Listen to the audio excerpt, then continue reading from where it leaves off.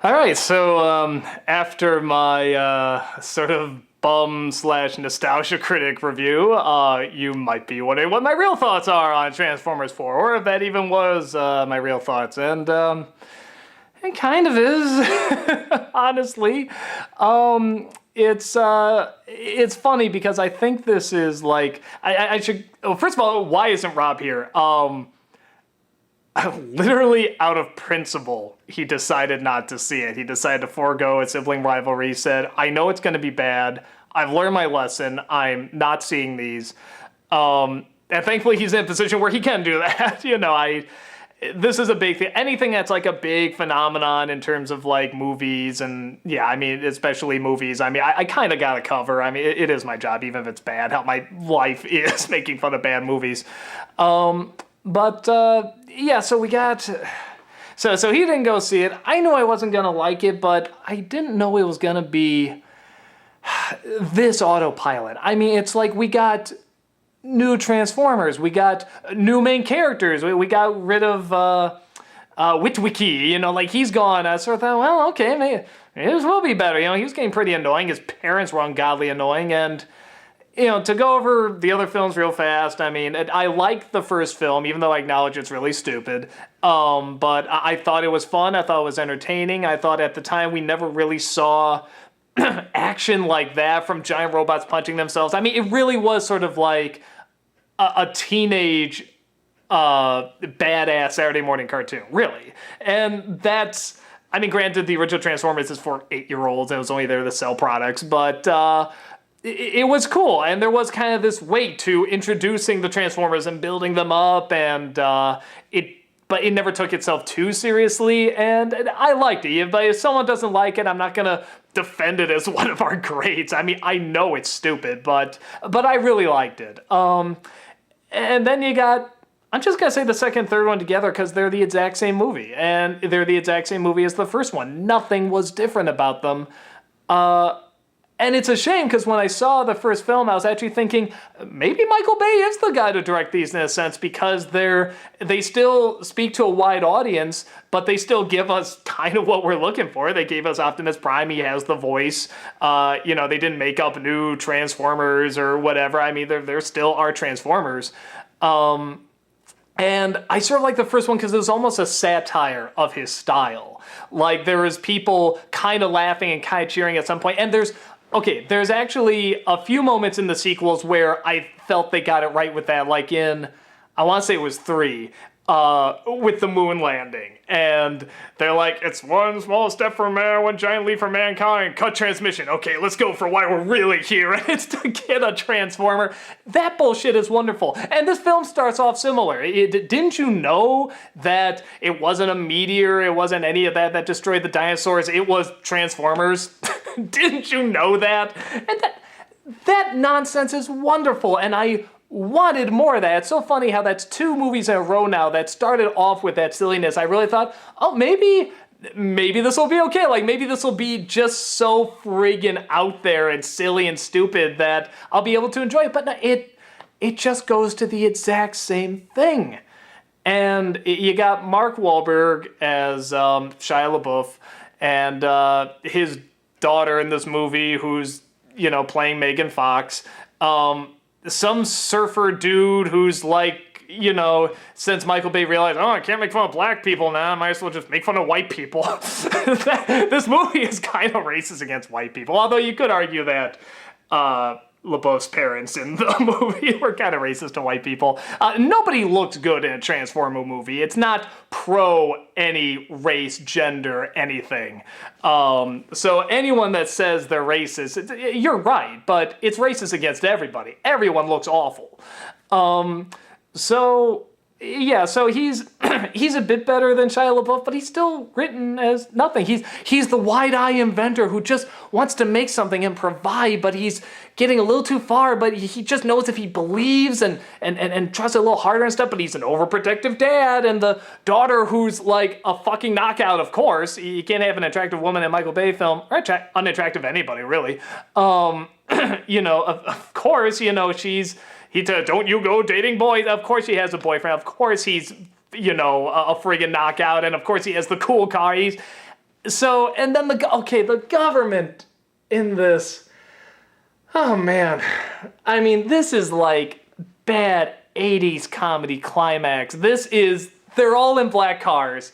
They all have the black trench coats. They have the black shades, which, like I said, if the rest of the movie was kind of like that in a strange way, I wouldn't mind, but it's trying to be really intense. Like, no, these really are the bad guys, man. These really are, and it's so bad. And Kelsey Grammer leads them, and sometimes he's kind of fun in how over the top he is, but not enough. And I think I said in the review, the NC review, Optimus Prime is a fucking psycho, and I guess you'd understand because like now mankind just wants to destroy Transformers because Michael Bay needs his slow-mo bullshit of somebody suffering and, somebody shaking their head saying, what was it for? Is it worth it? Just so they can get back up and say yes! And it doesn't matter what it is. It doesn't matter if it makes not a lick of sense whatsoever. It just needs somebody to be down in slow motion, shaking their head saying, my God, is it worth it? And someone triumphantly getting up saying yes!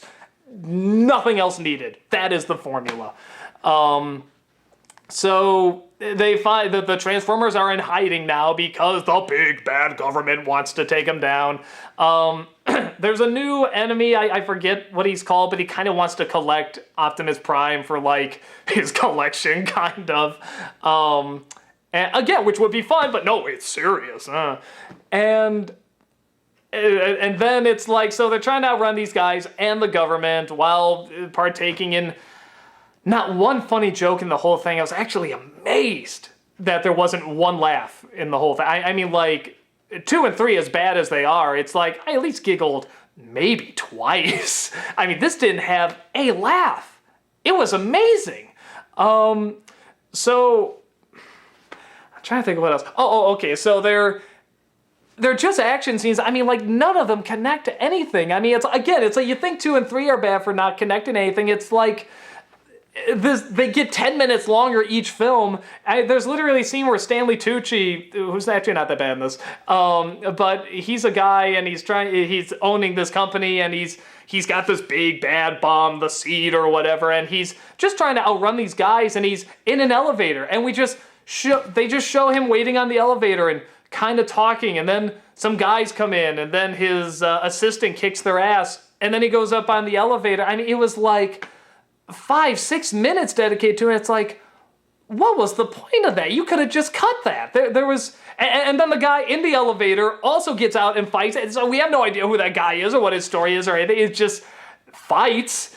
And yeah, it's Megatron's back. Like in the, I don't know if it was halfway or the last third, because it had like, 8 climaxes. The whole film is one long climax. And but he barely does anything. He has a little fight, I think, in the middle, and then he just says, you go there, you go there. And then it's like, oh wait, that other guy's the bad guy. Maybe I should go over here. And then when it's all said and done, it's like, this isn't over. I'll see you in Transformers 5, which is like, fuck. Because it's one thing if you saw it opening night, which I didn't. And you see it and you just sort of are hoping, we'll see how this does and everything. But knowing it already made $100 million at the box office over the weekend, and when you hear that line, you're just like, shit, they're gonna do it and I'm gonna have to see it. Fuck. So I'm trying to even think how it ends. Optimus Prime goes up into space. Why are there no fucking battles in space? Okay, the climax in this movie, all 12 or 20 of them, it's not even in a new city. It's in Chicago. That's climax 1. And then it goes to, I think, Hong Kong. And it's like, okay, it's a little different, but come on, guys. You got mountains, you got space, you got other planets. Our planets and our cool spaceships that you can design at least a little differently. Not just metal on metal, not just stuff that looks like Transformers porn, and that's it. It just looks like a bunch of Transformers, compacted together while making out, that's the ship, that's the design of the whole movie. And it just gave me nothing, and it was so long, and it was so boring, and the funny thing is, on, like, the annoyance meter, like, 2 or 3 is probably worst, but by the fact that so many years have gone by since the first film and just nothing has changed. They are giving us the exact same bullshit. I mean, stuff that, early 90s, would sort of say, okay, this is getting a little old. I mean, and they just keep giving it to us. So, I don't know, man. That whole bit I went on as the NC and everything, I mean, it really was just playing through my mind. I really did just want to go to some of those people and just be like, isn't there anything better you can do with your life right now? What is this giving you? What could this possibly give you? And I don't know, like I said, I'm very much of the philosophy that you can like what you like and don't let anyone tell you what not to like, but I mean, I don't know, what is it honestly doing now that is of any substance? I mean, even the first one didn't have much substance, but it was still, it was still a little different, and it still gave us something on a grand scale, and this is just the exact same scale. Hell, I think it's gone down a bit. The Transformers, I think, look awful. I mean, like, I'm not talking about the designs. I mean, I'll at least give it that. Like, at least I could tell some of them apart. Like, oh, that's Samurai Transformer. That's Walter from Big Lebowski Transformer. At least I could tell them apart. But yeah, what is it doing that you're like, yeah, I'm glad I saw that. That gave me something that the other films didn't give me. Even the fucking dinosaurs. Like, I was waiting for the dinosaurs. I want to see some robot dinosaur action. Optimus Prime riding a dinosaur. I mean, come on, let's go. And they're only in it for a few minutes at the end. You had that whole build-up in the opening with, like, them turning the dinosaurs into these robots or whatever they were doing. And it's like, oh, this is going to be so much fun, but it's shaky cam, it's slow-mo of people spinning. Whoa. They even repeat on the highway chase, that has to be in all of them. There's even one scene where, like, they're driving and the Transformers, the cars, whatever, and then they trip or they fall out and they turn into robots and the people that were inside are flying. What do? You saw this. They grab them and they put them back inside, transform back into cars. It's like the exact same fucking thing, except this time they go through a truck and two other people scream. What is that adding? I'll say it really pissed me off. It really pissed me off because I'm so tired. And I have to go. People who saw this movie, if you're not gonna think for yourselves, at least think for us. At least think that we have to go see this stuff. You have a choice, we don't. But yeah, I can't figure it. And I'm not saying that anyone who wants to see this film, is stupid or whatever. I clearly don't understand it. I just don't grasp it at all. And yeah, I mean, I don't even know if it can be, I mean, that's pompous to say, but if it can be explained to me, but because I just get the feeling it's going to be like, oh, but it's awesome, explosions and big thing. And it's like, I don't know. Is there something else? Is there something just clearly really fun and cool that I'm missing? I just can't believe how boring Michael Bay has made action.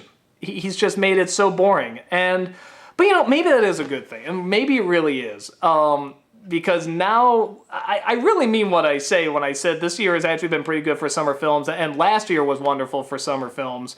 It was a very female-dominated last year, too, which I think is probably better because it's like, yeah, you'll have the action and stuff, but they'll talk. They'll actually talk about stuff, and it's like, hey, remember caring? It's like they'll kind of do that here.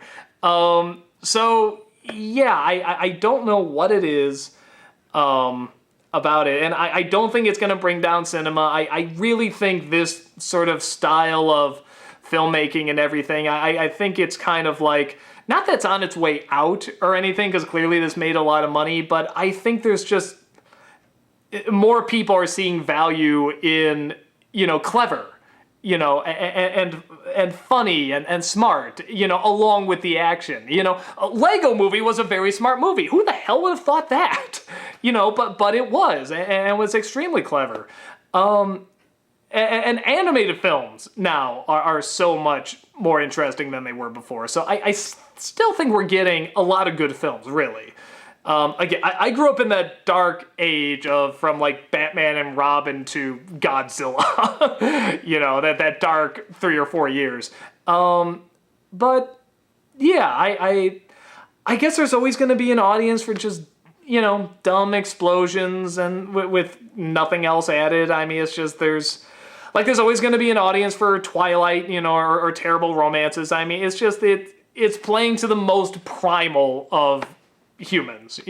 I'm just saying, wouldn't you choose to evolve?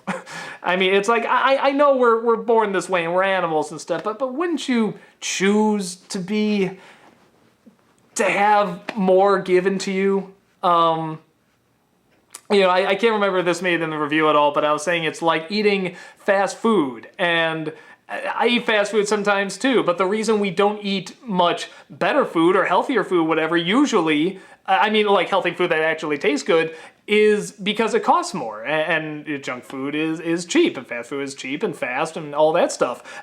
Movies, they cost the exact same. Why not why not see something that's gonna challenge you? Why not see something that's gonna add something and not take away? This just took away two and a half, not even 2.5, like 2 hours, 45 minutes, something like that, out of my life, so I don't know. It's in a strange way, it pissed me off more, even though I know it's not technically the worst, but it's just frustrating. It's like watching a drug addict who will never learn, or an alcoholic, I'm not talking about the people who go see us, I'm just talking about the films in general. It's like, oh, come on. It's like, I think Michael Bay has to have some. He made the first one, and he knows the potential of marketing and making something fun, but, just challenge yourself, guy. I mean, if not for, the movie going public, just challenge yourself. Do something different, reestablish yourself, recreate yourself. I mean, you got the money, you're pretty much set. Why not do something different? Why not try something really out there and goofy and fun that's not Transformers? I mean, that's because it's not goofy and fun anymore. You just press rewind. You got millions of dollars thrown at you just to push the rewind button, and except you didn't just push the button, you had people work really hard to create these giant special effects to create the exact same things we saw. They're just given different names or slightly different designs, or I don't know, throw a dinosaur in the last 10 minutes. That's, and we're falling for it. So, I don't know. This is really bitter, I'm sorry. It is what I think, and if you like it, I don't get it. But I don't know if I want to. Maybe I do, just so I can understand more. But yeah, I don't get it, man. Everyone's gonna have their own taste, and this just clearly isn't mine. So yeah, I think you can get a gist from my thoughts on it and what you probably think. So guys, I will see you later. Take care.